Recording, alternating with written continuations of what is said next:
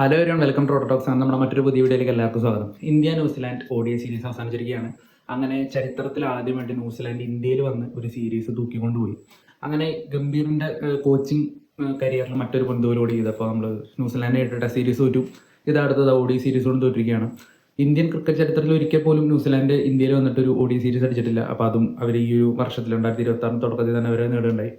അപ്പോൾ ഇന്നത്തെ മത്സരം, അതായത് സീരീസ് ഡിസൈഡിങ് മാച്ച് ആയിരുന്നു. T20 ലോകകപ്പ് ഉള്ളതുകൊണ്ട് തന്നെ കുറച്ച് താരങ്ങളൊക്കെ വിശ്രമം നൽകിയിട്ടാണ് ഇന്ത്യയിൽ ODI സ്ക്വാഡ് പ്രഖ്യാപിച്ചത് തന്നെ. ഇപ്പോൾ ബുംറ ഇല്ലായിരുന്നു, ഹാർദിക് പാണ്ഡ്യ ഇല്ലായിരുന്നു, അക്സർ പട്ടേൽ ഇല്ലായിരുന്നു, അങ്ങനെ കുറച്ച് മികച്ച താരങ്ങളൊക്കെ ഇല്ലായിരുന്നു. ഇതുപോലെ തന്നെയായിരുന്നു ന്യൂസിലാൻഡ് കേസ്. ന്യൂസിലാൻഡിലും കുറച്ച് പ്രമുഖ താരങ്ങളൊന്നും അവരുടെയും ഇല്ലായിരുന്നു. അപ്പോൾ T20 ലോകം മുന്നിൽ കണ്ടിട്ട് തന്നെയാണ് ഇപ്പോൾ ODI സീരീസിന് അവർ അങ്ങനത്തെ ഒരു സ്ക്വാഡ് ഇറക്കിയത്. അതുകൊണ്ട് തന്നെ സ്ക്വാഡിന്റെ ചെറുപ്പത്തിൽ രണ്ട് ടീം ഏകദേശം ഒരുപോലൊക്കെ തന്നെയായിരുന്നു. മത്സരത്തിലേക്ക് വരുമ്പോൾ സീരീസ് ഡിസൈഡർ മാച്ച് ആയിരുന്നു. അപ്പോൾ ഇന്ത്യക്ക് ആദ്യം തന്നെ ന്യൂസിലാൻഡ് ബാറ്റിങ്ങിലൂടെയാണ് ചെയ്തത്. നല്ലൊരു തുടക്കം തന്നെയായിരുന്നു കേട്ടോ. ഈ ഹർഷിത് റാണയുടെ കേസൊക്കെ എടുത്ത് പറയണം. ആസ് എ ബോളർ എന്ന രീതിയിൽ, ആസ് എ ബാറ്റർ എന്ന രീതിയിൽ നമുക്ക് പറയാം. ആസ് എ ബോളർ എന്ന രീതിയിൽ ഭയങ്കരമായിട്ടൊരു ഇമ്പ്രൂവ്മെൻ്റ് ഉള്ള ഒരു പ്ലെയറാണ്. പേഴ്സണലി എനിക്ക് തീരെ താല്പര്യമില്ലാത്ത പ്ലെയറാണ്. ഒരുപാട് പേർക്ക് ഇഷ്ടമില്ലാത്തൊരു പ്ലെയറാണ് ഹർഷിത് റാണ. പക്ഷേ as a talent wise, as a player വളരെ മികച്ചൊരു പ്ലെയർ തന്നെയാണ്, പറയാതിരിക്കാൻ വയ്യ. ഓപ്പണിംഗ് ഓവേഴ്സിലൊക്കെ, പവർ പ്ലേ ഓവേഴ്സിലൊക്കെ കൊടുക്കുന്ന ബ്രേക്ക് ത്രൂ വിക്കറ്റ്സ് കാര്യങ്ങൾ, അങ്ങനെ ഏർലി വിക്കറ്റ്സ് ഇട്ടിട്ട് എതിർ ടീമിനെ പ്രഷറൈസ് ചെയ്യാനായിട്ട് വളരെ കെൽപ്പുള്ളൊരു ബോളറാണ്. വളരെ യങ് ആയിട്ടുള്ളൊരു ബോളറാണ്. വളരെ പ്രോമിസിംഗ് ആയിട്ടുള്ള ടാലൻ്റാണ്. ആസ് യൂഷ്വൽ തുടക്കത്തിൽ തന്നെ അദ്ദേഹം ഓപ്പണേഴ്സിൻ്റെ വിക്കറ്റ് എടുക്കുന്നു. അതുപോലെ തന്നെ 3 വിക്കറ്റ് പോയാൽ ഭയങ്കര പ്രഷറായിട്ടുള്ള സിറ്റുവേഷനിലാണ് ന്യൂസിലാൻഡ് നിൽക്കുന്നത്. ന്യൂസിലാൻഡ് മിഡിൽ ഓർഡറിലൊക്കെ നോക്കിക്കഴിഞ്ഞാൽ മിച്ചലല്ലാതെ നമുക്ക് ട്രസ്റ്റ് ചെയ്യാൻ പറ്റുന്ന ഒരു പ്ലെയർ ആ ടീമിലില്ല. പിന്നീട് അങ്ങോട്ട് ഡാരി മിച്ചലിൻ്റെ കേസ് എടുത്ത് പറയണം. അദ്ദേഹത്തിൻ്റെ ഒരു ഭീകര കൺസിസ്റ്റൻസി, ഭീകര ഫോം, ഇന്ത്യക്കെതിരെയുള്ള അദ്ദേഹത്തിൻ്റെ പെർഫോമൻസ് എല്ലാം ഭീകരമാണ്. അതിൽ തന്നെ വിരാട് കോഹ്ലി മറികടന്ന് തീർച്ചയായിട്ടും അടുത്ത റാങ്കിങ് അപ്ഡേറ്റ് ആകുമ്പോൾ അദ്ദേഹം തന്നെയായിരിക്കും ഏകദിന ബാറ്റിംഗ് റാങ്കിൽ 1ാം സ്ഥാനത്ത്. ഭയങ്കര ഡിസേർവ് ചെയ്യുന്ന പെർഫോമൻസ്. ഒരു 50-60 റൺസിൻ്റെ ഇടയിലൊക്കെ 3 വിക്കറ്റ് പോയിട്ട് ആ ടീമിന് സ്ട്രഗിൾ ചെയ്ത് നിൽക്കുമ്പോൾ അവിടുന്ന് മിച്ചലും ഫിലിപ്സും കൂടിയിട്ട് ആ കളി കൊണ്ടുപോയ രീതിയുണ്ട്. അതിൽ തന്നെ അവരൊന്ന് സ്റ്റാൻഡേർഡ്, അവർക്ക് ഒരു തരത്തിലും ഒരു വെല്ലുവിളി ഇന്ത്യൻ ബോളേഴ്സ് കൊടുക്കുന്നില്ല. എസ്പെഷ്യലി അവിടെയൊക്കെ സ്പിന്നേഴ്സാണ് ബ്രേക്ക് ത്രൂ ഇടേണ്ടത്. നമ്മുടെ സ്പിന്നേഴ്സ് എന്ന് പറയുമ്പോൾ ജഡേജയും അതുപോലെ തന്നെ കുൽദീപ് യാദവിൻ്റെ തുടക്കത്തിൽ 1-2 ഓവറിൽ അടി കിട്ടി കഴിഞ്ഞാൽ കുൽദീപ് യാദവ് പിന്നെ ഏറ്റവും മോശം ബോളറായിട്ട് മാറും. ഞാൻ കഴിഞ്ഞ വീഡിയോയിൽ തന്നെ പറഞ്ഞിരുന്നു, കുൽദീപ് യാദവിനെ ആരെങ്കിലും തുടക്കത്തിൽ പിടിച്ച് അടിച്ചു കഴിഞ്ഞാൽ കുൽദീപ് യാദവ് പിന്നെ ആ മത്സരത്തിൽ തന്നെ പിക്ചറില്ലാത്ത രീതിയിൽ അത്രയും മോശം ബോളറായിട്ട് അദ്ദേഹം മാറും. പിന്നെ വളരെ ഫുൾ ടോസ് ഒക്കെയാണ് നിന്ന് അദ്ദേഹം ഫുൾ ടോസ് എറിയുക, നോ ബോൾ എറിയുക. അപ്പോൾ കുൽദീപ് യാദവിൻ്റെ ഒരു പ്രശ്നം അതാണ്.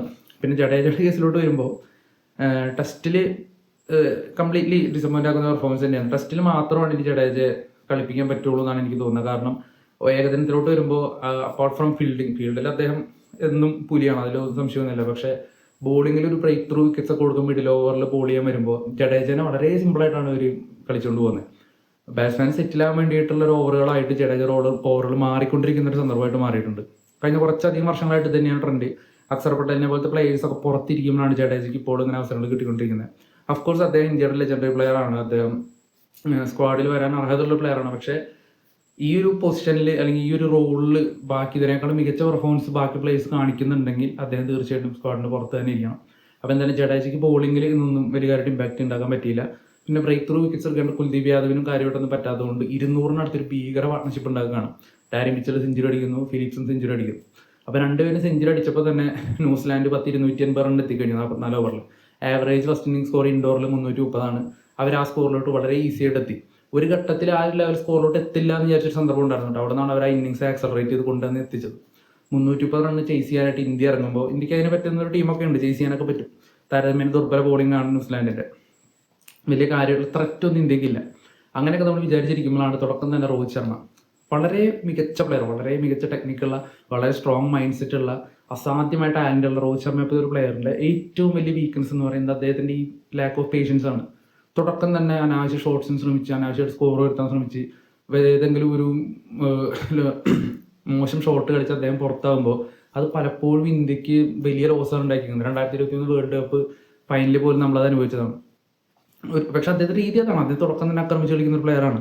പക്ഷേ പലപ്പോഴും നല്ലതാകുമ്പോൾ ചില സന്ദർഭങ്ങളിൽ അത് മോശമായിട്ട് മാറാറുണ്ട്. ഇന്ന് അത്തരത്തിലുള്ളൊരു പ്രശ്നമായിരുന്നു. തൊട്ട് പിന്നെ അതാണ് ഗില്ലും ബോൾഡായി, ഗംഭീര ബോൾഡ്, ജാമിസന്റെ കിട്ടിലും ബോളും. ഈ സീരീസിൽ തന്നെ 1 ഓഫ് ദ ബെസ്റ്റ് ബോൾ എന്ന് തന്നെ പറയാം. ഗില്ല് ബൗൾഡ് ആവുന്നു, ഗില്ലിന് മോശം ടൈം തന്നെ. പിന്നാലെ ആണ് വിരാട് കോഹ്ലി എത്തുന്നത്. നമുക്കറിയാം ഇത്തരത്തിലുള്ളൊരു സന്ദർഭങ്ങൾ, അതായത് 300 മുകളിൽ ചേസ് വരുന്നു, ടീം 2 വിക്കറ്റ് പ്രഷറായിട്ട് നിൽക്കുന്നു. ഈ ഒരു സന്ദർഭത്തിൽ വിരാട് കോഹ്ലി ക്രീസിലോട്ട് വരുമ്പോൾ ഇത് അദ്ദേഹത്തിൻ്റെ ഏറ്റവും കംഫർട്ട് സോണാണ്. പ്രഷർ ബാക്കിയുള്ളവർക്കാണ്. വിരാട് കോഹ്ലി ഇത് ഏറ്റവും ആസ്വദിച്ച് ചെയ്യുന്നൊരു ജോലിയാണ്. അദ്ദേഹത്തിൻ്റെതായ രീതിയിൽ സ്കോർ മെല്ലെ മുന്നോട്ട് നിൽക്കുകയാണ്, കളി കയ്യിലാക്കുകയാണ്, കളി കൊണ്ടുപോവാണ്. ഒപ്പം ഒരു പാർട്ട്ണർ ശ്രേയസായി വരുന്നു. പക്ഷേ ഇവിടെ നമ്മൾക്കുള്ളൊരു പ്രശ്നം എന്താണെന്ന് വെച്ചാൽ, എങ്ങാനും ശ്രേയസായിട്ട് വിക്കറ്റ് പോയി കഴിഞ്ഞാൽ ഇന്ത്യയുടെ കളി ഇന്ത്യയുടെ കയ്യിൽ നിൽക്കില്ല. കാരണം പിന്നീട് വരുന്നത് KL രാഹുലാണ്. തീർച്ചയായിട്ടും ഇത്തരത്തിൽ സിറ്റുവേഷനിൽ KL രാഹുൽ കളിക്കില്ല, 100% ഉറപ്പുള്ള കേസാണ്. പിന്നെയുള്ളത് ജഡേജയാണ്. ജഡേജയുടെ കേസ് പറയുകയാണെങ്കിൽ ഇന്ത്യയിൽ ഒരു 50 അടിച്ചിട്ട് 12 കൊല്ലമായി. 2013 ജഡേജ ഏകദിനത്തിൽ ഇന്ത്യയിൽ ഒരു 50 അടിച്ചേക്കുന്നത്. ഒരു ഷോക്കിംഗ് സ്റ്റാറ്റാണ്. ഞാൻ തന്നെ കഴിഞ്ഞ ദിവസം അറിഞ്ഞ് ഞെട്ടിപ്പോയ സംഭവമാണ്. പിന്നെയുള്ള നിതീഷ് കുമാർ റെഡ്ഡിയാണ്. നിതീഷ് കുമാർ റെഡ്ഡിയിൽ നിന്ന് ഇത്തരത്തിലുള്ള സന്ദർഭത്തിൽ കൂടുതലായിട്ട് പ്രതീക്ഷിക്കാൻ നമുക്ക് പറ്റൂല. അപ്പം അതുകൊണ്ട് തന്നെ എങ്ങാനും ശ്രേയസ് അയ്യർ ഔട്ടായി കഴിഞ്ഞാൽ ഇന്ത്യയുടെ സാധ്യതകൾ അവിടെ അസ്തമിച്ചു എന്ന് തന്നെ പറയാം. അതുപോലെ തന്നെ ശ്രേയസ് അയ്യരും വേഗം തന്നെ ഔട്ടാവണം. വിരാട് കോഹ്ലി ഒരു അറ്റത്ത് നിൽക്കുന്നു എന്ന് ചോദിച്ചു കഴിഞ്ഞാൽ ഇന്ത്യക്ക് മറ്റൊരു പ്രതീക്ഷയില്ല. പക്ഷേ അപ്രതീക്ഷിതമായിട്ട് നിതീഷ് കുമാർ റെഡ്ഡിയുടെ ഭാഗത്ത് ഒരു മികച്ചൊരു ഇന്നിങ്സ് വരികയാണ്. തീർച്ചയായിട്ടും അദ്ദേഹം ഭയങ്കര ടാലന്റഡ് പ്ലെയറാണ്. അദ്ദേഹം ആ പൊട്ടൻഷ്യൽ കാണിച്ച ഒരു പ്ലെയറാണ്. പക്ഷേ ന്യൂസിലാൻഡിൻ്റെ മികച്ചൊരു ഫീൽഡിംഗ് എഫേർട്ടിൽ നിതീഷ് കുമാർ റെഡ്ഡി പുറത്താവുന്നു.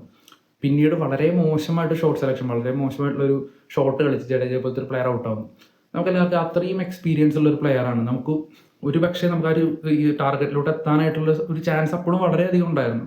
സ്റ്റിൽ ജഡേജ വളരെ മോശം ഷോട്ട് കളിച്ചിട്ട് അവിടെ ഔട്ടാവുന്നു. പിന്നീട് ഹർഷിത് റാണയാണ് വരുന്നത്. ഹർഷിത് റാണ ഒരു പ്യുവർ ബാറ്റർ അല്ല. ജഡേജ അത്ര എക്സ്പീരിയൻസ് ഇല്ല. ജഡേജ അത്ര ഒരു ബാറ്റിംഗ് കാപ്പബിലിറ്റി ഇല്ലാത്തൊരു പ്ലെയറാണ്. ആ ഒരു പ്ലെയർ മാത്രമാണ് ഉള്ളപ്പോൾ ജഡേജ കുറച്ചുകൂടി ഉത്തരവാദിത്തം കാണിക്കേണ്ടതായിരുന്നു. അത് ഒട്ടും കാണിക്കാതെ വളരെ ഒരു മോശം ഷോട്ട് കളിച്ച് അദ്ദേഹം ഔട്ടായപ്പോൾ ഇന്ത്യയുടെ ഒരു സീരീസാണ് അവിടെ നഷ്ടപ്പെട്ടത്. തീർച്ചയായിട്ടും ജഡേജയുടെ ഒരു ഭാവി ഈ സീരീസോട് നിർണ്ണയിക്കപ്പെടുമെന്നാണ് തോന്നുന്നത് ODI ടീമിൽ. പിന്നീട് പക്ഷെ നമ്മൾ എക്സ്പെക്ട് ചെയ്യാത്ത കുറേ സംഭവം നടന്നു. ഹർഷിത് റാണ വരുന്നു. വളരെ മികച്ച രീതിയിൽ അദ്ദേഹം ന്യൂസിലാൻഡിന് അതുവരെ നല്ല രീതിയിൽ പന്തറിഞ്ഞ ബോളേഴ്സിനൊക്കെ തലങ്ങും വരങ്ങും തരുന്ന അടിച്ചിട്ട് കൗണ്ടർ അറ്റാക്ക് തന്നെയായിരുന്നു. 4 4 4 6 അടക്കം വളരെ ക്വിക്കായിട്ട് ഒരു 50 അദ്ദേഹം അടിക്കുന്നു. കോഹ്ലി അപ്പുറം നല്ല രീതിയിൽ റൺസ് കണ്ടെത്തുന്നു, ബൗണ്ടറീസ് കണ്ടെത്തുന്നു. ഇന്ത്യക്ക് 10 റൺ പെർ ഓവർ വെച്ച് വേണ്ട ഒരു സാഹചര്യത്തിൽ പോലും ഇവർ വളരെ കൂളായിട്ട് ഇന്നിങ്സ് മുന്നോട്ട് പോകുമ്പോൾ നമ്മൾ ജയിക്കും എന്ന് ഒരു പ്രതീക്ഷ എല്ലാവരും വന്നു. കാരണം ഒരു പ്ലെയർ അപ്പുറത്തൊരു പ്ലെയർ ഉണ്ടെങ്കിൽ കോഹ്ലി തീർച്ചയായിട്ടും കളി ജയിപ്പിച്ചാൽ. അങ്ങനത്തെ ഒരു സിറ്റുവേഷനിൽ ഹർഷിത് റാണ ഔട്ടായി കഴിഞ്ഞപ്പോൾ പിന്നീട് നമുക്കൊന്നും പ്രതീക്ഷിക്കാനായില്ല. ബട്ട് സ്റ്റിൽ കോഹ്ലി ക്രീസിലുള്ളവരെ നമുക്ക് പ്രതീക്ഷ ഉണ്ടായിരുന്നു. പക്ഷേ അദ്ദേഹം ഔട്ടായി പോകാൻ ഉണ്ടായത്. അങ്ങനെ ഏകദിന കരിയറിലെ 54ാമത്തെ സെഞ്ചുറി, അതുപോലെ തന്നെ ഇന്റർനാഷണലിലെ 85ാമത്തെ സെഞ്ചുറി, അതൊക്കെ നമ്മൾ സ്ഥിരം പറയുന്ന കേസാണ് വിരാട് കോഹ്ലിയെ സംബന്ധിച്ചിടത്തോളം. പക്ഷേ അതെല്ലാം വന്നൊരു മത്സരം ഒരു പരാജയത്തിലോട്ടാണ് കലാശിച്ചത്. അങ്ങനെ 2020 ഈ ഒരു ഡെക്കേഡ് തുടങ്ങിയ ശേഷം ODIയിൽ ഏറ്റവും കൂടുതൽ സെഞ്ചുറി ഉള്ള പ്ലെയറായിട്ട് വിരാട് കോഹ്ലി മാറിയിരുന്നു. തൻ്റെ 26ാമത്തെ വയസ്സിലും തൻ്റെ 36ാമത്തെ വയസ്സിലും ടീമിനെ ബാറ്റിങ്ങിൽ ക്യാരി ചെയ്ത് കൊണ്ടുപോകുന്നത് ഈ വിരാട് കോഹ്ലി തന്നെയാണ്. അപ്പോൾ എന്തായാലും ബാക്കി ആർക്കും ഇപ്പോൾ ആ റോൾ ഏറ്റെടുക്കാൻ പറ്റിയിട്ടില്ല എന്നുള്ളത് ഇന്ത്യൻ ടീമിൻ്റെ ഒരു ഭാവിക്ക് അത്ര നല്ലതായിട്ടൊരു കാര്യമല്ല. എന്തായാലും സ്റ്റിൽ ഈ 37 വയസ്സുള്ള വിരാട് കോഹ്ലി തന്നെയാണ് ഇന്ത്യൻ ടീമിൻ്റെ നെക്സ്റ്റ് വേൾഡ് കപ്പിലെയും ഏറ്റവും ബെസ്റ്റ് പ്ലെയറായിട്ട് അല്ലെങ്കിൽ ഒരു ട്രംപ് കാർഡായിട്ട് ഇന്ത്യയുടെ കയ്യിൽ ഉണ്ടാകാൻ പോകുന്നത്. അപ്പോൾ എന്തായാലും വിരാട് കോഹ്ലി മാറ്റി നിർത്തി കഴിഞ്ഞാൽ ബാക്കി എല്ലാവരുടെ പെർഫോമൻസും കംപ്ലീറ്റ് ഡിസപ്പോയിൻറ്റിംഗ് ആണ്. ചേസിങ്ങിലോട്ട് വരുമ്പോൾ രാഹുലിൻ്റെ പ്രശ്നങ്ങൾ, ശ്രേയസ് അയ്യർ കൺസിസ്റ്റൻസി ഇല്ലായ്മ, രോഹിത് ശർമ്മയുടെ ഇത്തരത്തിലുള്ള ചില അബദ്ധമായിട്ടുള്ള ഷോട്ടും കാര്യങ്ങളും, ഗില്ലിൻ്റെ ഫോമില്ലായ്മ, അങ്ങനെ ബാറ്റിങ്ങിൽ ഒരുപാട് പ്രശ്നമുണ്ടെങ്കിൽ പോലും ബോളിങ്ങിലെ പെർഫോമൻസ് ബുംറ കൂടി വന്നു കഴിഞ്ഞാൽ പേസ് ബോളിംഗ് വലിയ പ്രശ്നമില്ല. ജഡേജ മാറി അവിടെ അക്സർ പട്ടേലോ അല്ലെങ്കിൽ ഓൾറൗണ്ടറായിട്ട് ഹർദിക് പാണ്ഡ്യയൊക്കെ വരുമ്പോൾ ടീമിൻ്റെ ബോളിംഗ് കുറച്ചുകൂടി മെച്ചപ്പെടുമെന്ന് വിചാരിക്കുക. എന്തായാലും സീരീസ് പോയി. ന്യൂസിലാൻഡ് വന്ന് സീരീസ് എടുത്തു. ODI സീരീസ് നമുക്ക് പോയി. ഇനിയിപ്പോൾ T20 മത്സരങ്ങൾ വരാനിരിക്കുന്നുണ്ട്. അപ്പോൾ വിരാട് കോഹ്ലി സെഞ്ചുറി അടിച്ചു എന്നുള്ള വരുന്ന സംഭവമായിട്ട് നമുക്ക് പറയാൻ കഴിയാത്തതിൻ്റെ കാരണം എന്ന് പറഞ്ഞത് ഒന്നാമത്തെ കാര്യം അതൊരു യൂഷ്വൽ സംഭവമായിട്ട് മാറിയിരിക്കുകയാണ്. രണ്ടാമത്തെ കേസ് എന്ന് പറയുന്നത് അത് അടിച്ച മത്സരത്തിൽ പോലും നമുക്ക് ഒരുപാട് മോശം കോൺട്രിബ്യൂഷനാണ് ബാക്കി ബാറ്റ്സ്മാൻമാരുടെ. അപ്പോൾ ഇതൊരു സംഭവമായിട്ട് പറയാനായിട്ട് സാധിക്കുന്നില്ല. എനിവേ നമ്മുടെ വീഡിയോ കുറച്ച് ലെങ്ത് തോന്നുന്നു. അപ്പോൾ എന്തായാലും നിങ്ങളുടെ വീഡിയോ കണ്ടിട്ട് നിങ്ങളുടെ അഭിപ്രായങ്ങളും കാര്യങ്ങളൊക്കെ നിങ്ങൾ കമൻറ്റ് ചെയ്യുക. നമ്മളെന്തായാലും കമൻറ്റ്സ് നോക്കുന്നതായിരിക്കും. അപ്പോൾ എന്തായാലും നിങ്ങൾക്ക് വീഡിയോ ഇഷ്ടപ്പെടുകയാണെങ്കിൽ നിങ്ങൾ ലൈക്ക് ചെയ്യുക, ഫോളോ ചെയ്യുക, സബ്സ്ക്രൈബ് ചെയ്യുക, സപ്പോർട്ട് ചെയ്യുക. അപ്പോൾ എന്തായാലും നെക്സ്റ്റ് വീഡിയോ ആയിട്ട് നമ്മൾ വരുന്നതായിരിക്കും. ബൈ.